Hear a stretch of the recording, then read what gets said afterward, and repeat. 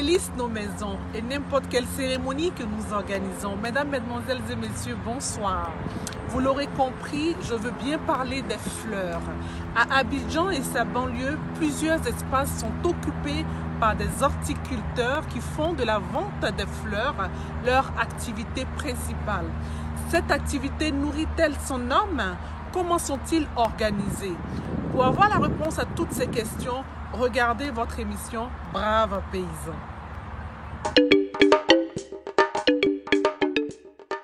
Une fleur est une partie aérienne d'un végétal qui peut revêtir différentes formes, structures, parfums et couleurs afin d'attirer les animaux pollinisateurs. Elle porte les organes sexuels de la plante qui permettront sa reproduction. Selon le dictionnaire de l'Académie française, l'horticulture est l'art de cultiver les jardins, de pratiquer la culture des légumes, des fruits, des fleurs, des arbres ou des arbustes fruitiers et d'ornements. Il faut noter que l'horticulture est une profession vaste qui regroupe plusieurs métiers tels que le pépiniériste, le maraîcher, l'arboriculteur ou encore le floriculteur. Il faut aussi souligner que la floriculture ou la culture des fleurs est une branche de l'agriculture. Elle produit par le jardinage ou la culture industrielle des fleurs coupées, des plantes fleuries en pot ou jardinières, des graines et propagule. Elle peut être un loisir ou une activité professionnelle. Véritable métier d'intérieur, l'horticulture ou floriculture a également un côté technique et commercial qu'il ne faut pas négliger. Bonjour, je suis Natacha Agua, doctorante en histoire et ce matin j'ai passé une commande avec le fleuriste. Je suis venue prendre les fleurs, surtout les roses, parce que j'ai un amour fou pour les roses. Et à travers la symbolique des roses, on se retrouve vraiment dans quelque chose d'extraordinaire et agréable. Bon, les fleurs, il y a des cultivateurs qui sont vers Azadie et puis à Nyama. Donc c'est de là-bas que les fleurs nous parviennent et puis nous on fait les compositions ici. Et il y en a évidemment qui quittent de l'extérieur du pays, à savoir le Kenya, le Liban ou l'Afrique du Sud. L'horticulteur est un professionnel de l'environnement qui peut être spécialisé dans un ou plusieurs domaines dont la culture de plantes ornementales, plantes d'intérieur, la culture de fruits et légumes ou encore la création d'espaces verts et l'aménagement d'espaces urbains. En fonction du milieu dans lequel il travaille, l'horticulteur a plusieurs missions. D'une part, d'ordre végétal et d'autre part, d'ordre commercial. Ainsi, il peut effectuer des travaux de recherche et d'expérimentation, produire des plantes et des fleurs, il se charge donc de les mettre en terre ou en pot, veiller au développement des végétaux dont il s'occupe, il s'agit pour lui de surveiller leur croissance, de leur donner de l'eau, de les désherber, de les traiter, de les tailler ou encore de les repiquer. Participer à la commercialisation des plantes. Il a un rôle de conseil vis-à-vis des clients qui souhaitent acheter des plantes, tant sur les variétés disponibles que sur les caractéristiques de chacune. Créer des jardins sur mesure à partir du projet d'un paysagiste ou même d'un particulier. Le magazine Brave Paysan a bien voulu rencontrer quelques-uns qui exercent dans les communes d'Abidjan. En fait, je fais les fleurs. Ça fait 8 ans ici là. Donc, premièrement, j'étais fréquenté et arrêté sur la classe de 5e. Je suis allé au champ, ce n'est pas abouti. En ce temps, mon grand frère il était déjà dans le fleur. Il m'a appelé, il m'a dit de venir à travailler ensemble. Plusieurs variétés sont cultivées. Les fleurs qu'on vend ici, on ne peut pas tout citer, mais il y a le palmier rouge, le palmier sika, il y a le palmier harika, il y a le palmier Nicolas, il y a le palmier américain. Il y a Washingtonia, il y a les isorées hybrides, il y a les arbres de jardin, il y a les bougainvillias, tout ça. Il y a des plantes qu'on fait pousser en grains. Ça, c'est les plantes importées. Les plantes ici qu'on produit ici, c'est ce qu'on fait pousser par les boutures. Donc, il y a plusieurs sortes. Les pots que nous-mêmes on fait, ça dépend de la plante. Il y a des plantes qui se tiennent, qui peuvent tenir dans les pots. Il y a des plantes aussi qu'il faut dans la terre. Pour bien entretenir les fleurs, ce qu'on fait, quand on envoie les plantes comme ça, on met ça à terre. Quand on met ça à terre, on arrose et puis on met les fumiers, les caca de bœuf, les caca de poulet. Donc on met ça, on pompe. Là comme ça grandit vite qu'on puisse vendre avec les clients. L'horticulteur doit avoir une bonne résistance physique, notamment dans le cadre du travail en pépinière. il se doit d'être polyvalent, minutieux et habile. Souleymane Sissé exerce cette activité il y a bien longtemps. Je m'appelle Sissé Souleymane. Je suis venu à la vie trouver mes parents sont en train de faire les activités fleuristes depuis à 97. Voilà. Je suis quand j'étais petit, beaucoup de personnes me connaissent. J'étais avec mes parents ici et puis on travaille. Il y a les fleurs qu'on gagne, les fleurs importées. C'est-à-dire, il y a des roses tout importées, il y a des palmiers importés, il y a beaucoup de choses importées. Et puis il y a aussi, si nous on prend aussi, nous on reproduit ça ici encore pour développer ça, pour que ça devienne beaucoup, pour qu'on puisse vendre. Les fleurs, c'est très bon dans la vie de l'homme.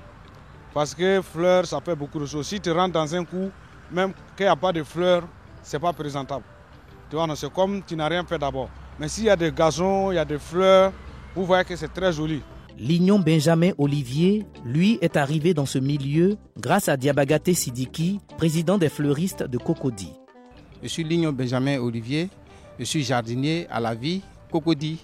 Je suis avec mon doyen, le président des fleuristes de Cocody. Il s'appelle M. Diabagaté Sidiki, qui m'a formé, qui m'a mis dans le jardinage. Lui, il est dedans depuis des années. Il est dedans depuis 1982. Donc, je suis venu auprès de lui et j'ai remarqué que le travail est bon. Reconnue comme zone par excellence propice à l'horticulture, l'équipe du magazine agricole Brave Paysan s'est rendue à Azaguié, ville située à 40 km d'Abidjan, dans la région sud de la Côte d'Ivoire. Dans cette localité, notre interlocuteur du jour est Yeo Drissa, président de Florivoire, une association qui regroupe une 60aine de personnes. Il nous parle de leur activité. En Côte d'Ivoire, l'horticulture, il y a très longtemps, parce que moi-même, je suis rentré déjà trouver que l'horticulture existait déjà en Côte d'Ivoire. Ça, mais il faut dire qu'il y a un peu longtemps, mais c'est après quand même l'indépendance. On peut estimer dans les années 80 comme ça. C'est beaucoup plus développé à Zaguié parce que l'horticulture, en réalité, c'est commencé à Zaguié. Et de passage, je voulais saluer quand même le ministre de l'Agriculture, l'ancien ministre, M. Conan Lambert, qui a fait développer l'horticulture dans la région d'Azaguié. Et il y a autre paramètre qui fait que l'horticulture à Zaguié est développée, c'est parce que Azaguié n'est pas loin d'Abidjan. Puisqu'on travaille avec l'aéroport ensemble, on fait les sports. Donc à tout moment, on peut arriver à Abidjan vite. Et puis le sol d'Azaguié aussi est propice avec l'horticulture. Au début, entre nous, on se passe de bouture en bouture entre nous. Et les boutures, on les a eues par l'Occident, avec les Européens. À l'époque, nos anciens, avec Conan Lambert qui était l'ex-ministre, a pu avoir d'autres boutures de l'extérieur et qu'arrivé ici, on s'est partagé quand même un peu. Et maintenant, les Européens qui viennent de temps en temps, ils viennent avec d'autres boutures et qui nous donnent un peu. Nous sommes organisés en coopérative. Et c'est vrai que c'est difficile, mais on est en train de partir un peu et je pense que chacun a commencé à comprendre qu'il faut être en coopérative, c'est ce qui est mieux. À Azaguié également, plusieurs variétés de fleurs sont cultivées. À Azaguié, nous, on a plusieurs variétés de fleurs. On a les Heliconia humilus, les Richemont, les Jacquini, les Heliconia, les petits Heliconia tropiques. Et puis on a aussi les feuillages, les cordélines verts ou rouges, les Washingtoniens, les cordélines compacta verts et rouges. Bon, vraiment, il y en a suffisamment, il y en a. Au niveau de la coopérative, le travail s'effectue dans une bonne organisation. Si nous on a une commande, par exemple, la commande se répartit entre les membres de notre groupement, de notre coopérative, selon la variété que chacun a. Et ça se rassemble au centre de conditionnement qui est enregistré, chacun avec le nombre de fleurs qu'il emmène. Et après le triage, qu'on fait passer le conditionnement, l'emballage, nous faisons partir à l'aéroport. On s'est organisé par groupe pour pouvoir venir sur le marché local. Le marché local, c'est le point que les gens ont créé un peu partout, surtout Saint-Jean et le plateau, et que nos gens viennent les livrer. Mais malheureusement, on voulait un coin de dépôt pour que c'est là tout le monde doit se retrouver. et que les détaillants viennent prendre en gros à nous pour pouvoir les détailler. Mais pour le moment, vraiment cette place-là, c'est un cri de cœur. Hein. S'ils pouvaient vraiment penser à nous, ça pourra nous aider. Au niveau du centre de conditionnement, un travail minutieux est fait pour garder toute la fraîcheur et la beauté des fleurs. Bon, ici à Zaguié, nous avons des fleurs fraîches parce que nous sommes des producteurs. Nous avons des plantations autour, pas loin du centre de conditionnement. Donc, dès que la fleur quitte en plantation, elle est toute fraîche. Et arriver ici en même temps, on coupe le matin par exemple, on fait le nettoyage et puis on l'accompagne à l'aéroport. Donc, c'est le même jour. Donc, la fleur a encore une durée de vie par rapport à ceux qui l'envoient à Abidjan une semaine après. C'est pas la même chose. À Azaguié, tout comme à Abidjan, les jeunes qui se sont mis dans cette activité témoignent des avantages au niveau financier et social que procure la culture des fleurs. Les fleurs, ça nourrit son homme. Parce que moi, j'ai pas dit que je suis né dedans. C'est mon papa qui faisait les fleurs. Je suis né le trouver dans les fleurs. Donc, j'ai suivi. Il partait au champ Eli, bon, comme ça. Maintenant, il est vieux, c'est moi, je travaille, j'ai fait tout dans les fleurs. En tout cas, j'arrive à m'en sortir parce que j'ai ma petite famille qui est là, il y a le vieux qui est là, il y a la vieille qui est là. J'arrive à m'occuper d'eux. Bon, j'ai ma petite voiture, je prends pour faire les livraisons. Bon, je peux dire ça va, ça va. Nous, les fleuristes, là, même à la présence, c'est nous de corps. Bureau du Premier ministre, la primature, c'est nous. Dans les ambassades, c'est nous, on fait ça. Dans les églises, c'est nous, on fait ça. Moi, où je suis là, j'avais pris au moins quelque chose de 10 années pour travailler avec moi. C'est grâce à moi que ces manœuvres-là se nourrissaient. Mais vraiment, ce qui a fait qu'il n'arrive plus à travailler avec moi, c'est parce que moi, j'ai perdu la clientèle. Si j'avais la clientèle, vraiment, il allait recruter plus qu'au moins 50 pour travailler dans ma plantation. Rester à la maison, bras croisés, et puis tu n'as rien à faire, c'est pas bon. Voilà, tu sors, tu regardes, tu viens, tu fais un peu. Nos parents aussi nous disent de faire un peu, pour ne pas devenir délinquant après. Donc c'est pour cela qu'on est en train de faire ça. Par la grâce de Dieu, c'est ça, nous, nos familles, on fait beaucoup de choses avec. Témoignage confirmé par le président Yeo, sans manquer toutefois de souligner les difficultés rencontrées. Comme en Côte d'Ivoire, l'horticulture n'est pas connue par beaucoup de personnes, ce qui fait que les gens ne savent pas que l'horticulture rend de l'argent à l'État de Côte d'Ivoire. En 2005, Fraternité Matin a fait des enquêtes qui sont venues sur le terrain. En 2005, on a pu livrer au moins 35 000 tonnes de fleurs, parce que là, ça marchait. Et il y a eu 2 milliards déjà quand même d'impôts payés à l'État. Mais si vraiment qu'il y a un marché, il y a des marchés, ça veut dire que ça serait plus. Avec la crise de 2002, vraiment l'horticulture, les fleurs ont baissé. Nos clients de l'extérieur sont partis parce qu'ils ne recevaient pas de commandes. Et aujourd'hui, nous, ça joue sur nous parce qu'on n'a plus de partenaires. C'est très difficile pour nous, c'est le problème du marché qui nous fatigue aujourd'hui. Il faut préciser que la grande quantité de fleurs qui embellissent et ornent nos différentes cérémonies proviennent d'Azaguié. Ceux qui vendent les fleurs à Abidjan, c'est Azaguié qui les livre. À côté de ceux-là, ceux que vous voyez où il y a les plants, on met dans les pots, ça, nous, communément, nous, on les appelle, c'est les jardiniers. Ceux-là, c'est les gens qui embellissent les jardins. Quand vous construisez une maison, vous pouvez aller voir des fleurs chez eux, des plantes, pour aller mettre dans votre jardin. Eux, ils ne font pas de l'export.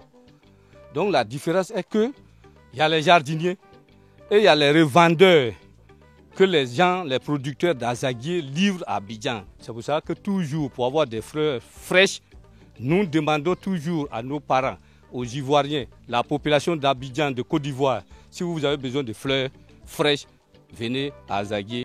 Les fleurs, en dehors de leur beauté et senteur, auraient des pouvoirs magiques et spirituels, nous a-t-on confié. Si tu plantes fleurs chez toi, en tout cas c'est très bon.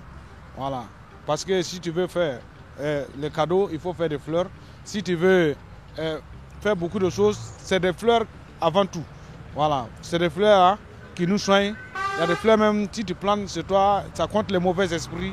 Et puis ça porte le bonheur dans la cour. Chaque plante, que ce soit les plantes sauvages, que ce soit les plantes de jardin, chaque plante a ses vertus. Cette plante qui est là, qui donne des fleurs jaunes là, Oui, on l'appelle alamadan. Il en a 2 formats. Il a 2 espèces du seul. Il a celui qui ne grandit pas qu'on appelle alamadan nain. Et il y a son alamadan géant. Celui-là, c'est le géant. Il donne des fleurs jaunes et qui donne un bon parfum dans le milieu où il se trouve. C'est une plante qui a des vertus bien lourdes. Il est rassembleur. Il y a aussi, comment on l'appelle, aloès. Aloès, on l'utilise pour des plaies, on l'utilise pour des maladies de ventre, même sur le corps. Le palmier fleur, où le palmier se trouve, il y a toujours la paix, il y a la croissance. Quand tu l'as chez toi, ton foyer est stable. Le président exprime son souhait de voir cette activité prendre une grande ampleur afin d'offrir des opportunités d'emploi aux jeunes et lance un appel aux autorités. Bon, aujourd'hui, on ne fait plus la livraison à l'aéroport. Nous avons perdu notre rang aujourd'hui, mais quand même, en Afrique, sur les fleurs coupées, la Côte d'Ivoire a toujours maintenu sa première place en Afrique. Mais sinon, on avait conquéri mondialement pour dire que l'horticulture rentre dans le cadre du programme du président de la République qui parlait de 1000 emplois. Si vraiment il y a le marché, pour faire 50 cartons pour l'emballage à l'export, au moins il te faut au minimum peut-être 15 à 20 éléments pour pouvoir confectionner ces bouquets, faire l'emballage, le lavage, tout et tout. Mais s'il y en a plus, ça veut dire qu'on va employer beaucoup de personnes. Maintenant, je lance un appel aussi à la jeunesse pour dire que l'horticulture, les fleurs, nourrissent son homme. Si vraiment, comme les doléances que nous donnons, que l'État vraiment nous aide, ou bien les bonnes volontés qui peuvent nous aider, vraiment, je pourrais même placer l'horticulture en première position en Côte d'Ivoire, parce que c'est le cacao qu'on voit. Mais une fleur, on la coupe à tout moment. Dès que vous avez planté, vous coupez à chaque année, il n'y a pas de petite traite. Il faut que l'État nous aide à rentrer en contact avec les partenaires d'ailleurs, de l'extérieur. Les grands pays consommateurs de fleurs, comme la Hollande, l'Allemagne, l'Espagne, ainsi de suite. Parce que nous n'arrivons plus à vendre pour pouvoir participer à des foires. Donc c'est pour cela que notre doléance, c'est de demander à l'État de passer, même si c'est par d'autres structures, et de nous financer pour que nous puissions avoir ces partenaires-là. La production horticole est un domaine facilement accessible, tant pour les personnes diplômées que pour celles qui ne le sont pas. En effet, l'horticulture et plus particulièrement l'arboriculture et le maraîchage embauchent nombreux saisonniers. L'horticulteur peut être amené à travailler dans différentes structures, telles qu'une exploitation horticole, une société agroalimentaire, une pépinière, une grande surface commerciale. Dans la mesure où les jardins des particuliers, l'entretien de ceux-ci et le paysage d'intérieur sont 3 marchés en plein développement, l'horticulture est un domaine qui recrute fortement. Alors, qu'attendez-vous ?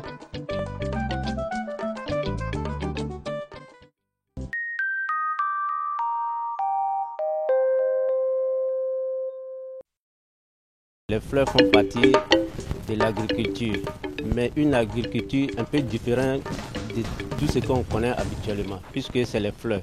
Ça rentre dans le cadre de l'ornementation, de la décoration et du bien-être. Donc vous voyez les fleurs qui sont là. Les fleurs, il y a beaucoup d'avantages dans les fleurs. Quand il y a les cérémonies, on nous invite dans les cérémonies pour faire les décorations. On apporte de la gaieté, de la joie dans le cœur des personnes. Donc un fleuriste, c'est celui qui apporte la joie et le bien-être au sein de la société. Donc vous voyez les fleurs qui sont là, les fleurs rouges que vous voyez. La signification des fleurs rouges, c'est que les fleurs rouges, ça apporte le lien de sang. Offrir des fleurs rouges à quelqu'un, c'est pour dire à la personne qu'on l'aime. Le vert, c'est la nature, la santé, le bien-être. Le blanc dans les fleurs, c'est la pureté du cœur. Quand on donne des fleurs jaunes à quelqu'un, on veut que la personne soit riche. Parce que la couleur jaune, c'est la richesse. Je voudrais aussi ajouter que les fleurs aussi apportent beaucoup aussi au bien-être social. C'est-à-dire, vous voyez aujourd'hui les parfums qui sentent bon, tout ça, c'est à base des fleurs. Donc, les fleurs, vraiment, c'est beaucoup important. C'est très, très, très, très important.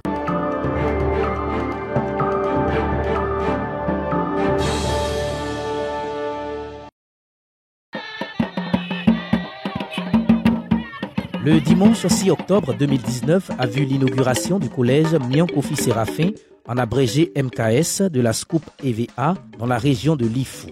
Cet établissement bâti à Bonguera est le premier collège de la région du peuple Nguin. Et Bonguera est situé à plus d'une trentaine de kilomètres de Mbayakro. En effet, le collège MKS vient pour soulager le peuple Nguin qui parcourait des distances à la recherche de la connaissance. Et les élèves, loin des siens, étaient ainsi livrés aux grossesses précoces, au phénomène de la tontine sexuelle et à la délinquance, mot combattu par le ministère de l'Éducation nationale. Face à cette situation, Alomo Kwasi, président de la Société coopérative simplifiée des évéacultures associées, SCOUP EVA, et ses amis ont décidé de construire cette école sous la forme de copropriété, c'est-à-dire mettre ensemble leur intelligence, leur force, leur argent, leurs relations afin de faire le bonheur de leur population. Le collège MKS est doté de 2 bâtiments de cette classe, une administration, des toilettes et un aire de jeu en construction. Était présent à cette inauguration l'honorable Kwame Tiali Honoré, député de Mbayakro, représentant le président du conseil régional de Lifou, a salué cette belle action et a adressé ses félicitations et encouragements aux initiateurs de ce grand projet, en l'occurrence Alomo Kwasi, président fondateur du collège MKS et tous ses amis. C'était une préoccupation pour nous tous. Voyez-vous, les enfants vont à l'école maintenant très jeunes. À 4 ans déjà, on est dans des classes déjà avancées. Ce qui fait qu'en 6e, pour entrer en 6e, on est vraiment encore très petit. Puisque l'enfant doit continuer son cursus, il est obligé de se séparer de ses parents. Donc, coupé de la cellule familiale, l'éducation prend un coup.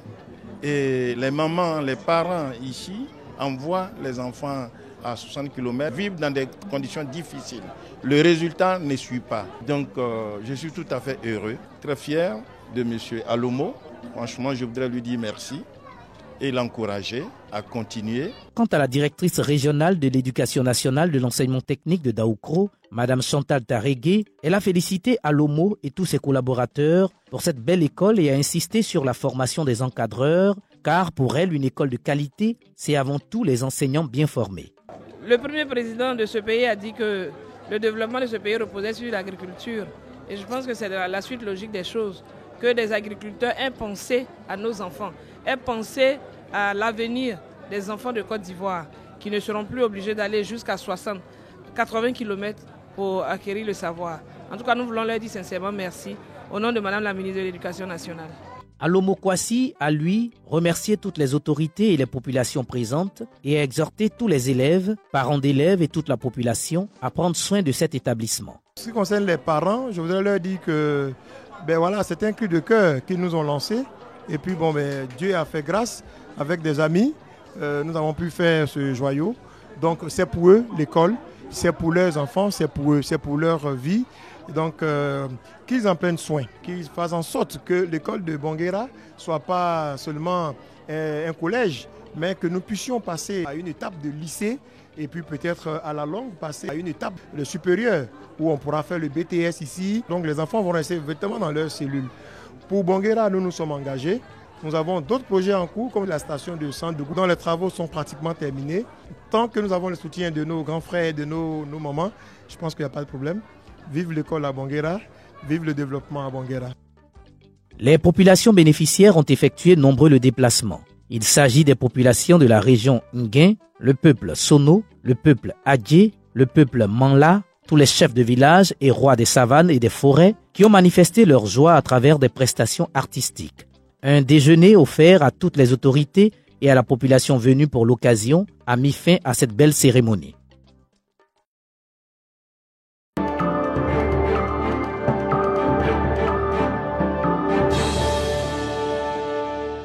Nous venons d'épuiser nos 26 minutes. Pour revoir nos émissions, n'hésitez pas à visiter notre chaîne YouTube.